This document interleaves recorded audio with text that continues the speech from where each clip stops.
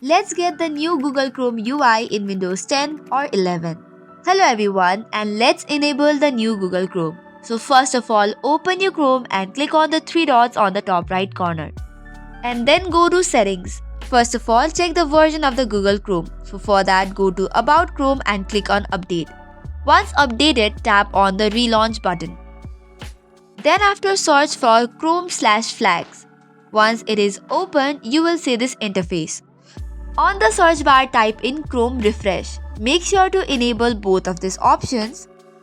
Once you have enabled both of these options, now on the search bar, type in Custom. Doing so, you will this side panel. Make sure to enable it as well. Once you have enabled it, make sure that you click on the Relaunch button, which is on the bottom right. And just by that, the new Google Chrome UI has been updated or enabled on your Windows 11. From here, you can see that there are various added options. If you tap on Customize Chrome, you will see various types of themes and added shortcuts as well. Also, there is an added panel for the bookmarks and you can utilize various such features as well. So that's all for today's video. For more such contents, do not forget to hit the like and subscribe button. Thank you and keep watching.